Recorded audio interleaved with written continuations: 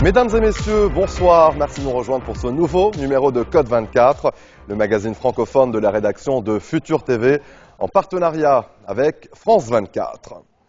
Ce soir, Code 24 vous emmène pour une découverte culturelle des territoires palestiniens.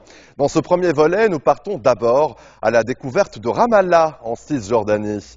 Des rues commerçantes du quartier historique aux hauteurs de la ville, dans les galeries du tout nouveau musée palestinien, la ville déborde d'énergie.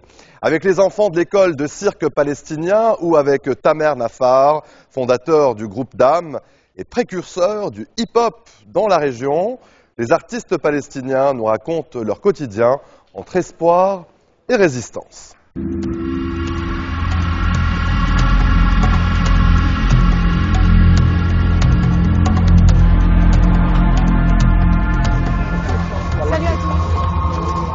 Me voici donc en territoire palestinien, une région du monde souvent associée à la guerre, au conflit.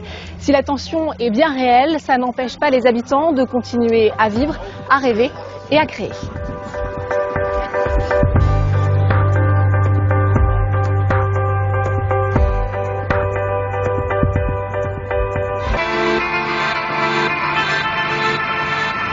Mon voyage commence à Ramallah. À défaut de pouvoir considérer Jérusalem comme leur capitale, Ramallah est devenue pour les Palestiniens le cœur administratif, politique, mais aussi culturel de la Cisjordanie.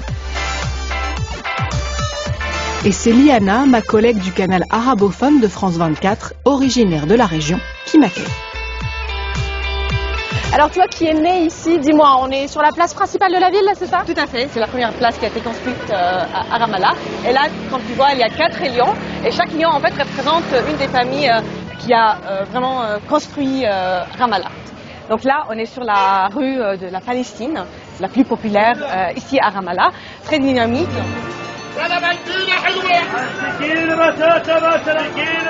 C'est vraiment les meilleures dates en Palestine, ça vient du Jéricho.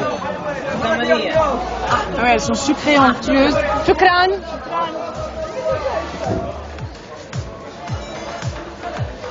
Et d'un point de vue artistique, est-ce qu'il y a beaucoup d'artistes ici à Ramallah?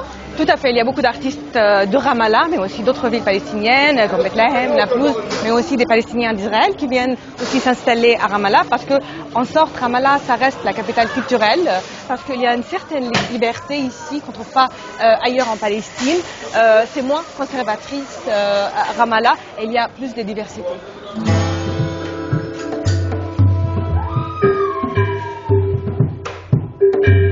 Symbole du dynamisme de la scène culturelle en Cisjordanie, le musée palestinien. Inauguré avec des salles vides en 2016, il a enfin ouvert ses portes au public en août dernier.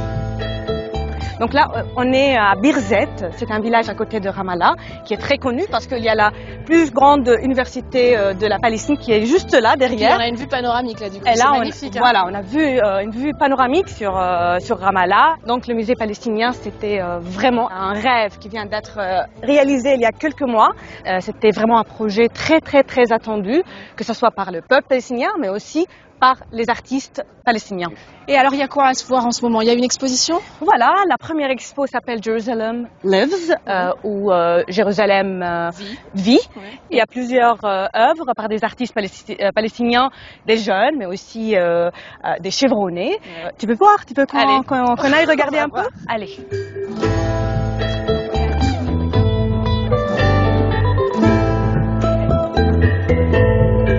La première exposition, baptisée Jérusalem vit, est consacrée à l'occupation israélienne de la ville sainte, sacrée pour les 3 grandes religions monothéistes, et où la plupart des Palestiniens ne peuvent se rendre sans un permis des autorités israéliennes. Je te présente à Ranine qui travaille ici au musée palestinien. Hello, nice to meet you. Ça a l'air vraiment d'être une expo très intéressante. Vous pouvez m'en dire un peu plus sur l'idée derrière Jérusalem Lives? Jérusalem a un patrimoine et une histoire incroyable. C'est une ville touristique. Elle est connue dans le monde entier et tout le monde s'y intéresse. Nous sommes fiers de cette ville et qu'elle soit exposée dans le musée palestinien. Nous voulions faire cette exposition afin que tous les Palestiniens qui ne peuvent pas aller à Jérusalem puissent la voir.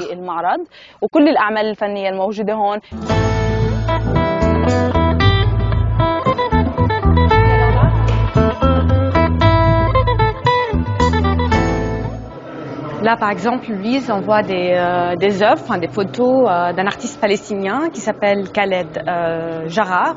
Là, c'est surtout sur les checkpoints. Donc, on voit les Palestiniens qui essayent d'aller d'un endroit à l'autre et qui ne peuvent pas. Donc vraiment, l'exposition nous raconte aussi le quotidien, aussi difficile soit-il, des Palestiniens. C'est aussi pour montrer que la culture ou l'art palestinien est un art engagé.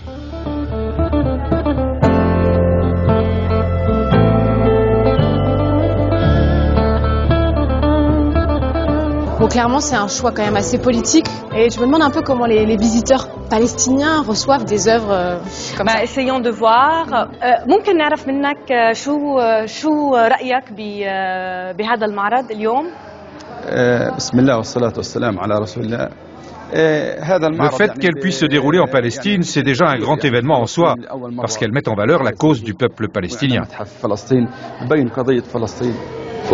C'est une exposition pleine d'émotions, et c'est ce que nous, Palestiniens, subissons chaque jour. J'espère que beaucoup de gens vont venir, parce qu'étant en Cisjordanie, je ne sais pas s'il y aura beaucoup de visiteurs étrangers, mais j'espère que ce sera le cas, car c'est très informatif. Et alors, ça, c'est quoi? C'est des savons?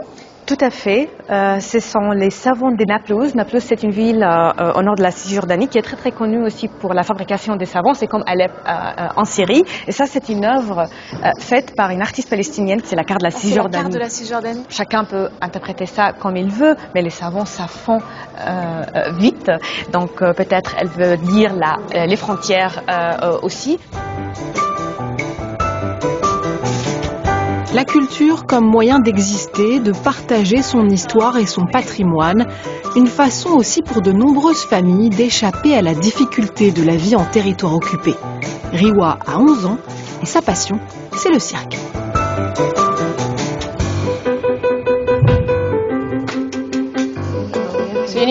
Donc là, il faut que tu prennes des forces pour le cirque. Quand elle a entendu parler d'une école de cirque, elle a été immédiatement très intéressée par l'idée et elle a adoré. Maintenant, elle me dit « Je ne peux pas imaginer ma vie sans le cirque ». Ce genre d'activité permet de dégager des énergies positives, de continuer à vivre nos vies comme tout être humain, parce que la vie est très dure ici et ça affecte nos enfants. Donc ça, c'est toi? Oui. Waouh, c'est impressionnant. T'avais peur? Non. T'as pas l'air très nerveuse. J'essaie d'être à l'aise.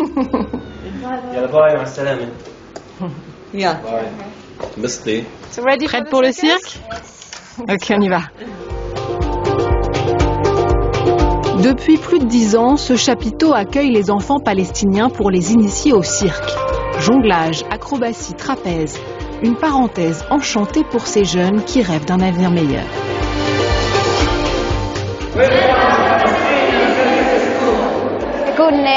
Mon rêve, c'est de devenir prof de gym et de pousser les gens à réussir.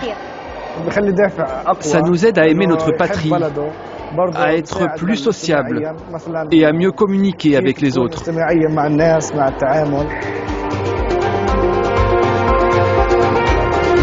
Take this knee and put this knee on instead.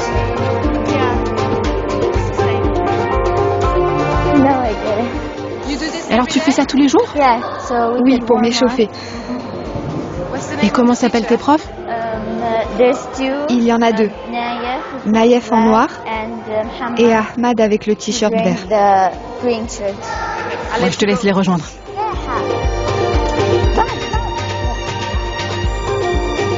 Naïef Abdallah est entraîneur pour l'école de cirque palestinienne depuis 2007.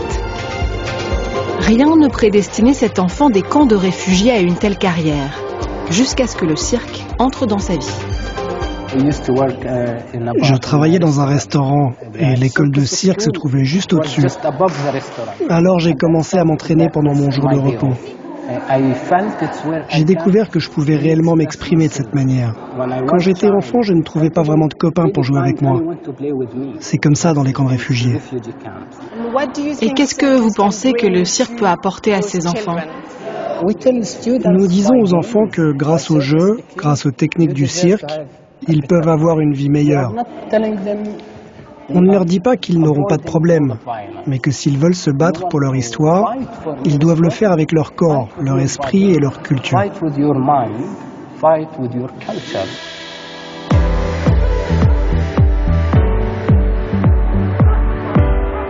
Se battre avec leur culture et tenter de mener une vie normale. Le jeudi soir, c'est le week-end pour tous. Comme partout dans le monde, la jeunesse de Ramallah se retrouve dans des bars ou des clubs qui feraient presque oublier qu'on se trouve en territoire occupé.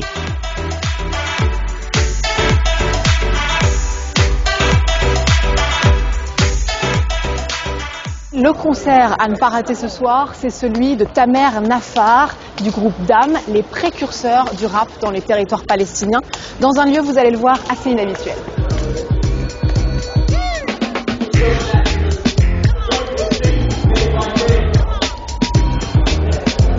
Un club de boxe transformé en scène ouverte pour accueillir des apprentis rappeurs, venus rencontrer l'un de leurs modèles. Depuis 20 ans, le groupe Dam fait entendre sa voix par ses titres engagés, tant en arabe qu'en anglais. Vous faites partie d'un des groupes qui a introduit le rap ici. Quel regard portez-vous sur la scène musicale palestinienne? Je suis très fier d'elle. Pas plus tard qu'hier, on a fait un concert dans le nord des territoires occupés avec le groupe et il y avait Roland Lazare qui fait de la musique plus classique, de la musique arabe traditionnelle.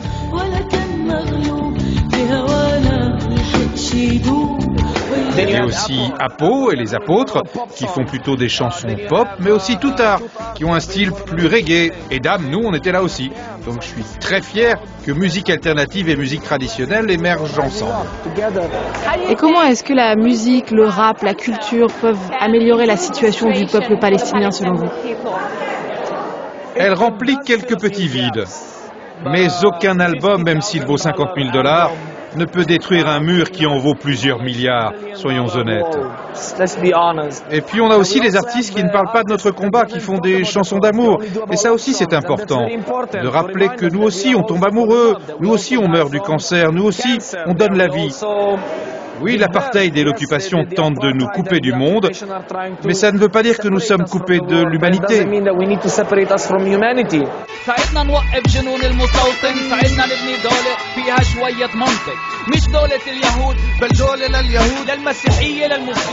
Le concert est sur le point de commencer avec des lieux aussi inattendus que celui-ci et ces bars aussi branchés que dans n'importe quelle capitale occidentale. Ramallah est devenue une sorte de bulle, loin du conflit et du processus de paix. Les artistes, eux, continuent de créer entre espoir et résistance.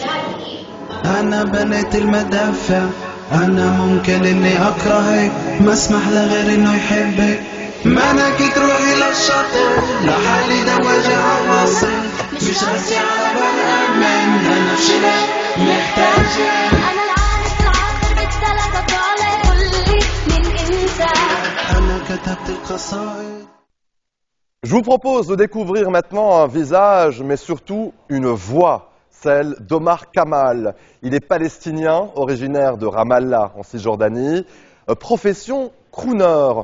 On le compare déjà au grand maître Sinatra.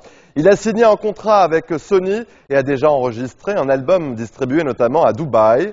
Omar Kamal a même donné le coup d'envoi du festival de Beit Din cet été. Iris McClure et Cyril Payan l'ont rencontré à Ramallah.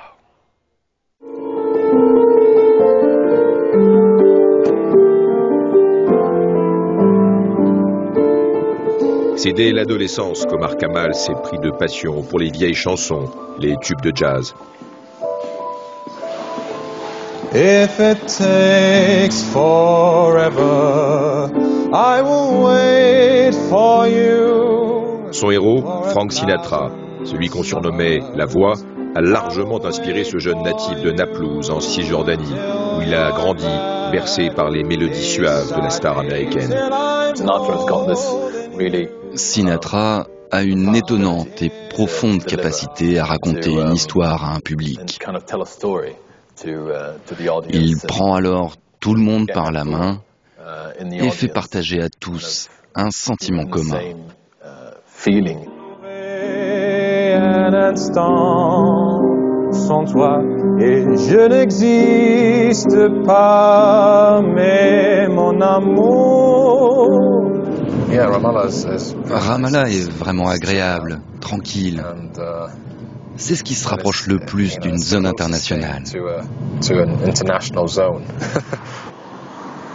Omar a étudié en Angleterre pour devenir ingénieur comme son père, tout en étant parallèlement chanteur dans un groupe de jazz. Faire toutes ces choses m'a encouragé à revenir ici, à former mon propre groupe et mettre en place un spectacle. Et c'est à ce moment-là que Sony m'a contacté.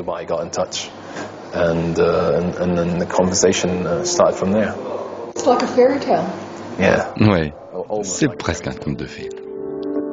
Fly me to the moon and let me play up there with those stars. Pour son premier album, le label Sony a engagé pour la production comme les arrangements le gratin des musiciens de studio. Pour eux, aucun doute, Omar sera bientôt une star.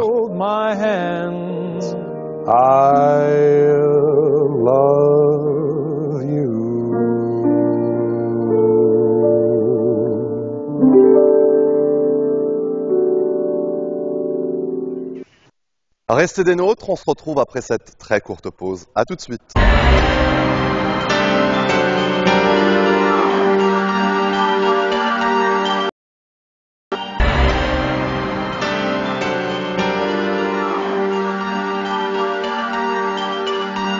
Retour sur le plateau de Code 24. Dans cette seconde partie de l'émission, nous partons à Bethléem.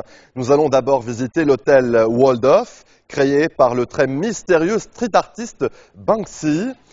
Toutes les chambres ont vue sur le mur de séparation entre Israël et la Cisjordanie. La réalisatrice Anne-Marie Jassir, première femme palestinienne à avoir réalisé un long métrage, nous emmène ensuite dans le cœur historique de la ville. Reportage.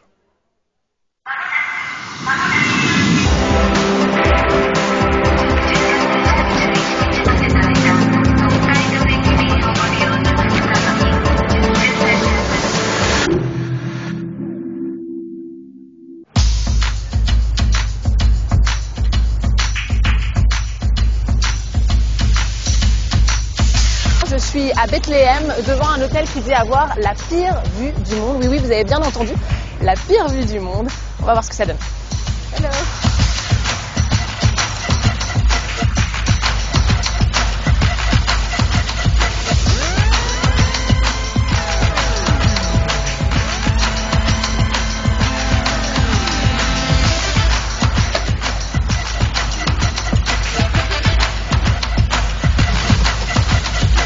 Et voilà le résultat, toutes les chambres du Waldorf Hotel ont la vue sur le très controversé mur de séparation entre Israël et la Cisjordanie.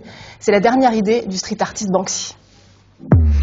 Depuis plus de 10 ans, le mystérieux graffeur utilise son talent pour attirer l'attention sur la situation dans les territoires palestiniens.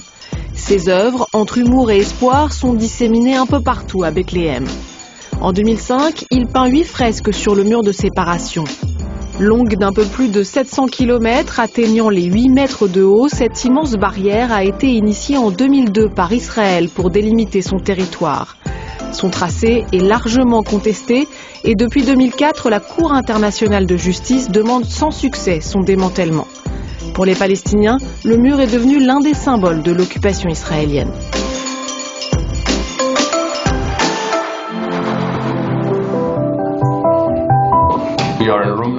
Nous sommes dans la chambre numéro 3. Cette peinture a été faite par Banksy.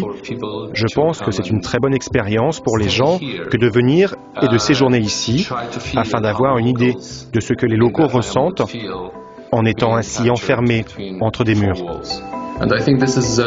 C'est aussi une bonne opportunité de promouvoir le dialogue et la compréhension et peut-être que nous pouvons contribuer à faire tomber ce mur et apporter la paix dans la région.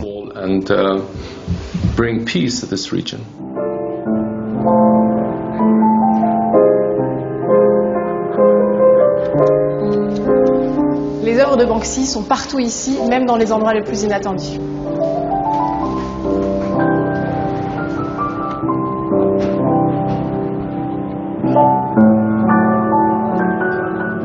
En plus de celles de Banksy, les œuvres d'artistes palestiniens sont exposées dans l'hôtel.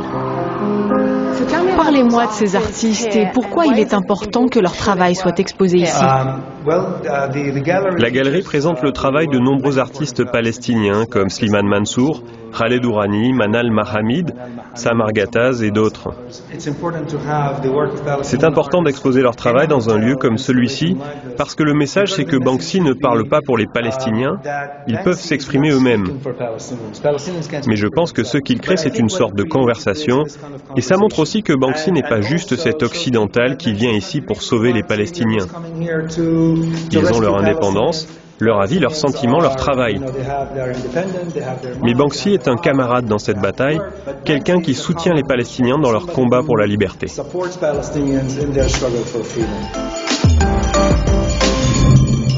Au-delà d'une installation artistique, l'hôtel de Banksy est devenu une attraction touristique, tout comme le mur qui fait même l'objet de visites guidées. Il sépare la Cisjordanie d'Israël, mais ce n'est pas un véritable mur tout du long. Les messages et les dessins que l'on voit ici représentent les aspirations des gens. Ce mur n'apportera aucune paix au Proche-Orient. Peut-être qu'un jour il tombera et on vivra tous ensemble. C'est mon vœu en tout cas, ce que j'espère et j'attends.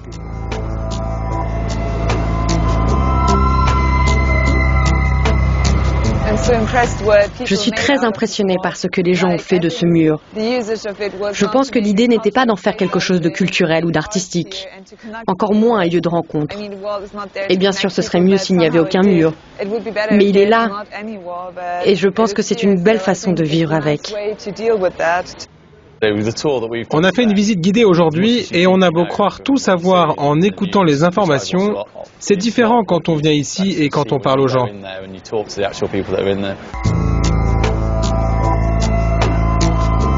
Mais pour certains artistes, l'idée de Banksy est contre-productive, faisant du mur un objet de curiosité et non plus un symbole d'oppression. Ce mur a divisé ma terre, ma dignité, ma civilisation, nos rêves, et il a divisé notre terre sainte en deux. Lorsque je dessine, il faut que ce soit sur une belle surface ayant une valeur. Ce mur ne représente pas ce dont je parle et ce que je cherche. C'est un produit israélien. Et si je dessinais dessus, je participerais à le rendre beau. C'est comme si ce mur faisait oublier la Terre Sainte. Comme si les gens qui viennent désormais en Palestine faisaient de ce mur et des fresques qui sont dessus un objet sacré. Et qu'est-ce que vous pensez du travail de Banksy ici en Cisjordanie ? L'art peut aider la cause palestinienne ou à trouver des solutions, mais pas de cette façon. Pas comme ça, pas comme le fait Banksy. Si le mur est en passe de devenir une étape incontournable pour les touristes, Bethléem est depuis bien longtemps la ville palestinienne attirant le plus de visiteurs étrangers, venus en grande majorité pour découvrir le lieu où serait né Jésus, l'église de la Nativité. Bethléem est aussi connue pour sa vieille ville et ses ruelles pavées. J'y retrouve une native de la région, la réalisatrice Anne-Marie Jassir. Anne-Marie, dites-moi quelques mots à propos de Bethléem. Comment est-ce que vous pouvez la décrire et son atmosphère ? J'adore cette ville. J'adore la façon dont elle est construite. Regardez ces vieilles maisons. Mais je ne crois pas que je pourrais la décrire, tout comme je ne pourrais jamais décrire la Palestine. Je ne trouverai jamais les bons mots pour le faire. La seule façon de connaître cet endroit, c'est de le voir de ses propres yeux.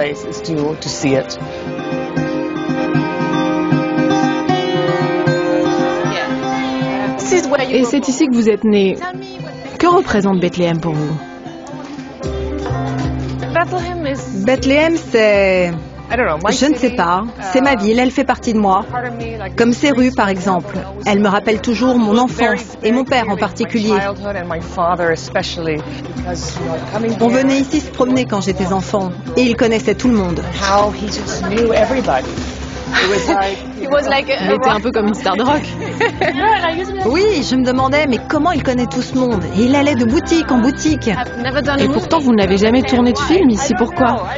Je ne sais pas, il doit y avoir une raison. Mais j'y travaille. C'est vrai que j'ai tourné dans quasiment toutes les villes palestiniennes, sauf celle-ci.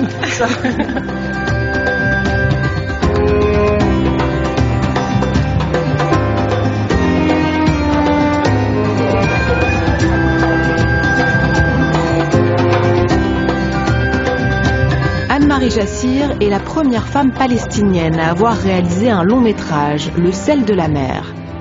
L'histoire d'une Américaine d'origine palestinienne et de son premier séjour en territoire occupé. Le film était en sélection officielle au Festival de Cannes en 2008. Son dernier long métrage, Wajib, a été choisi pour représenter la Palestine aux Oscars. Là encore, il est question d'un retour vers la terre natale.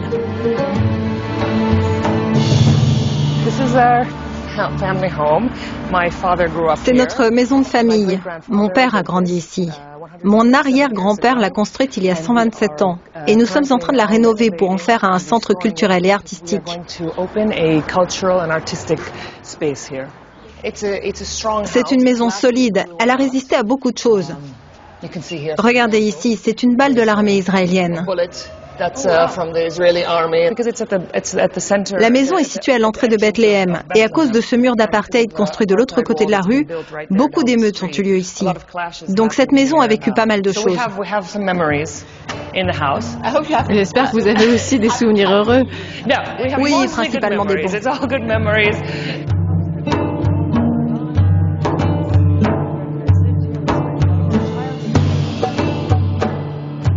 Wow, c'est une vue incroyable. Oui, ça donne une bonne idée de la ville. Avant, ici, il n'y avait que des arbres. Cet hôtel n'existait pas. Ce n'était que des arbres jusqu'au camp de réfugiés. Une grande partie de ma conscience politique est née ici.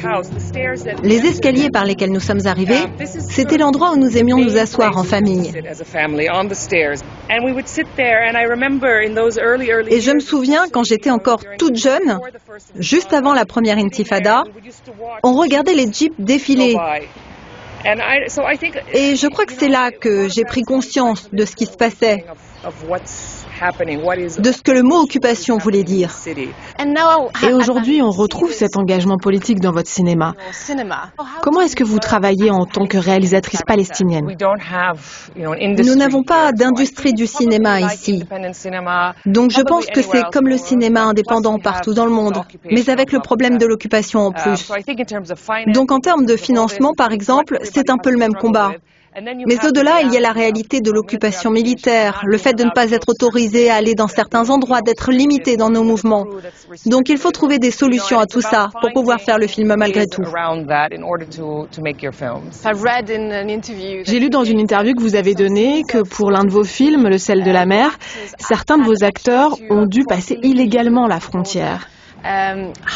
Jusqu'où iriez-vous pour le cinéma? Le sel de la mer est un bon exemple, parce qu'on a commencé à travailler en se disant qu'on allait tout faire dans les règles.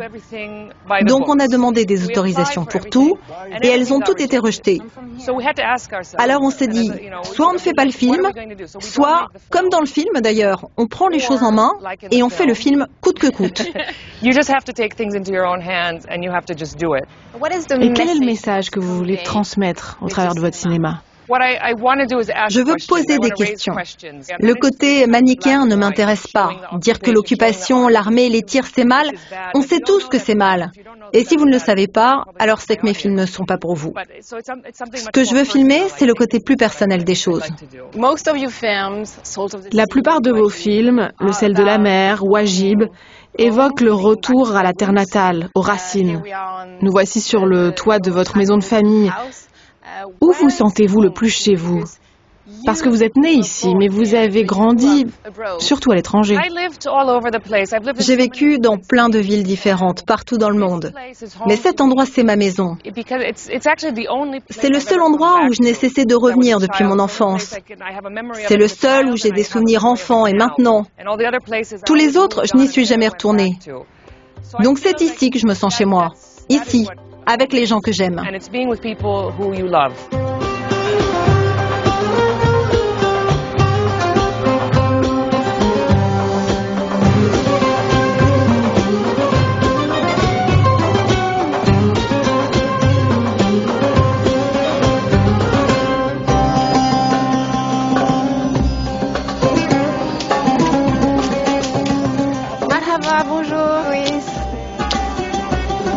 Bonjour.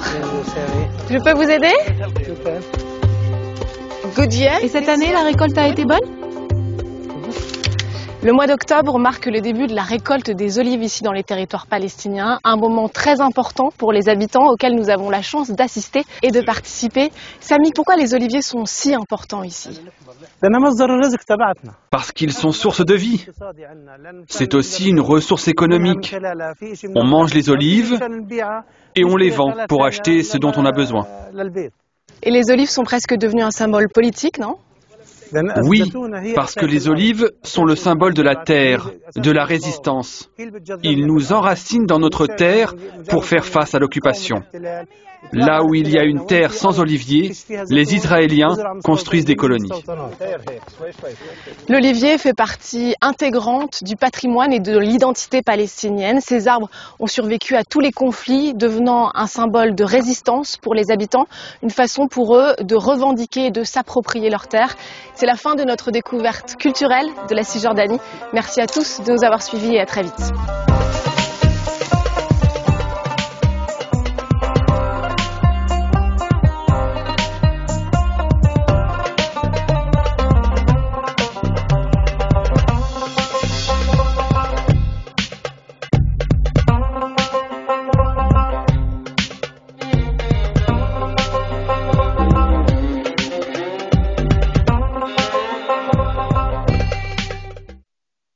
Restez des nôtres, on se retrouve après cette très courte pause. A tout de suite.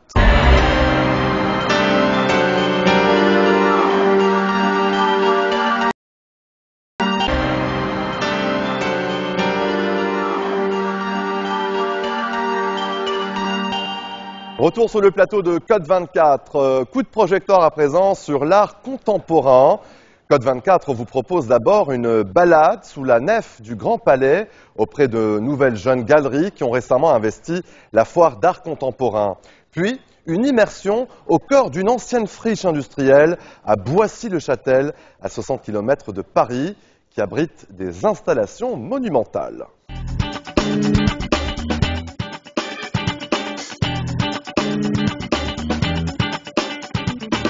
Sous la nef du Grand Palais, un rendez-vous international. La FIAC, incontournable pour les amoureux de l'art contemporain. C'est très beau. C'est magnifique. Très beau. Des œuvres venues du monde entier. New York, Pékin, Londres. Face à ces poids lourds, une quarantaine de petits exposants. The colors of the wallpaper are the same as the paintings. Katharina Schendel vient pour la première fois à Paris, tout droit de Pristina. Le Kosovo est le pays le plus jeune d'Europe. Nous célébrons nos 10 ans l'année prochaine. Donc nous sommes un tout petit pays avec des artistes super jeunes et une toute petite scène artistique. Nous sommes très heureux d'être ici. La galerie commerciale de Katharina est la première et la seule de tout le pays. Le Kosovo, mais aussi le Caire, la Tunisie, Singapour, ont tous répondu présents. Objectif, créer un réseau international. C'est une plateforme importante. On rencontre de gros collectionneurs, de France et d'ailleurs, ainsi que des conservateurs de musées avec qui on travaille régulièrement. Des galeries et des artistes qui rêvent de se faire un nom, d'autant que le marché de l'art contemporain est en plein boom. L'avènement depuis quelques années d'acheteurs du continent asiatique, d'Amérique latine, de Russie, d'Inde. C'est quelque chose qui est nouveau et qui n'est pas sans impact sur le comportement, en tout cas des prix du marché de l'art. Prix moyen d'une œuvre contemporaine, environ 27 000 $.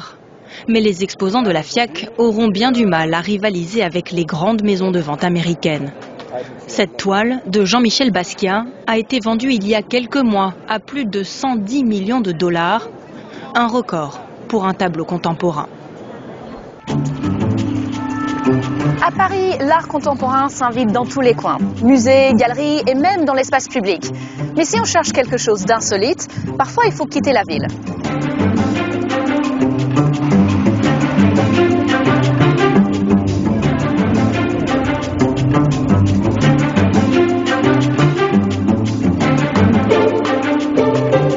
Nous voici à la Galleria Continua, à 70 km à l'est de Paris. C'est un ancien site industriel de 10 000 m² avec d'énormes espaces d'exposition, aussi bien à l'intérieur qu'à l'extérieur.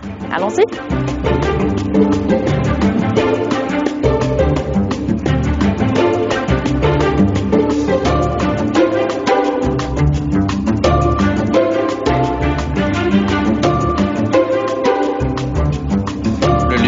étonnant, il y a des œuvres phénoménales, c'est quasiment une institution culturelle ici. Les rapports qu'ils ont avec les artistes, c'est incroyable, je trouve. L'ouverture d'espace qu'ils leur donnent est assez hors norme. J'ai aimé aussi le labyrinthe de miroirs. La galerie représente une cinquantaine d'artistes qui viennent des 4 coins du monde, y compris certains qui collaborent sur des œuvres spécifiques, dont l'artiste français Daniel Buren. J'ai souvent été sollicité par nos amis pour voir si je ne pouvais pas faire une pièce nouvelle. Au fur et à mesure qu'ils se sont agrandis, ils m'ont demandé de travailler. Et ça a été un moment où il y avait déjà eu une présentation par un autre artiste. Et donc j'ai fait un dessin qu'ils ont très bien réalisé, qui est là depuis 2 ans maintenant.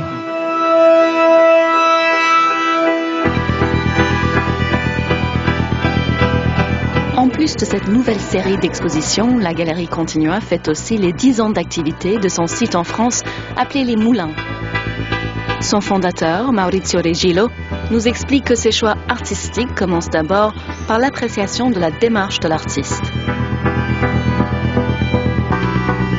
Toutes les choses sont des choses de rencontre, des affinités. C'est pas seulement l'œuvre. On a commencé à travailler avec Subodh Gupta et on a eu la chance de voir les œuvres de Shilpa en Inde. Et sa façon vraiment conceptuelle, profonde de travailler sur l'élimination des frontières.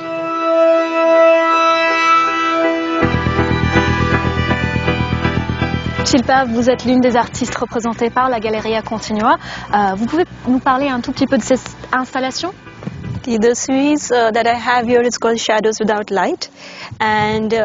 Cette série qui s'appelle Des ombres sans lumière est un assortiment de 8 sculptures dispersées dans la nature.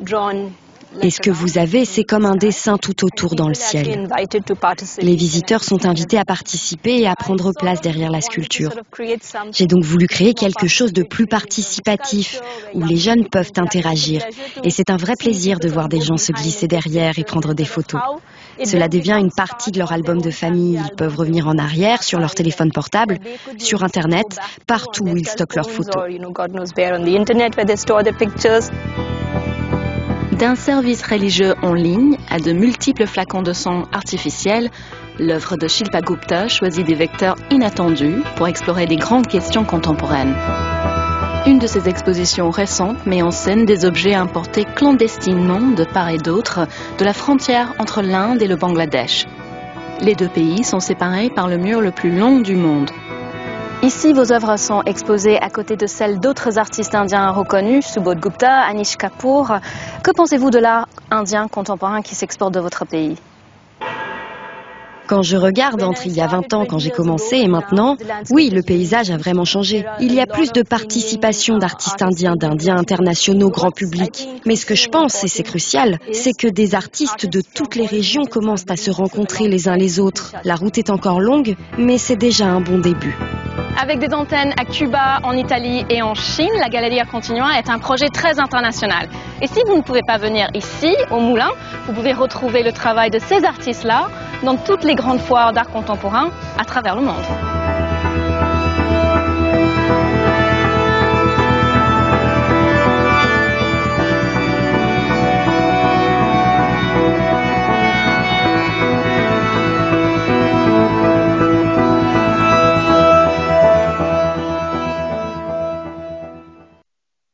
Restez des nôtres, on se retrouve après cette très courte pause. À tout de suite.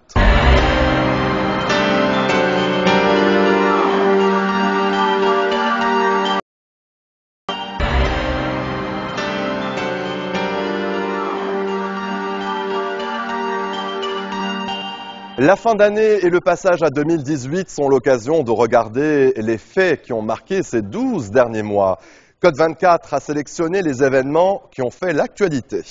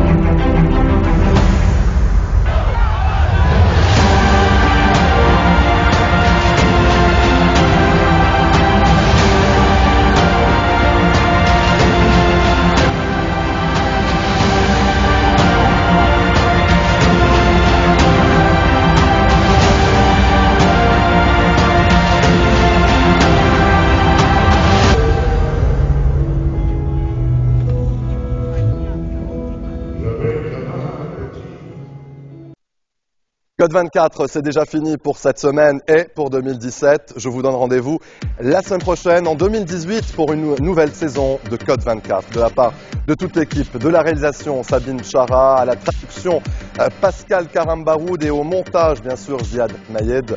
Très bonne année à vous tous et à très bientôt.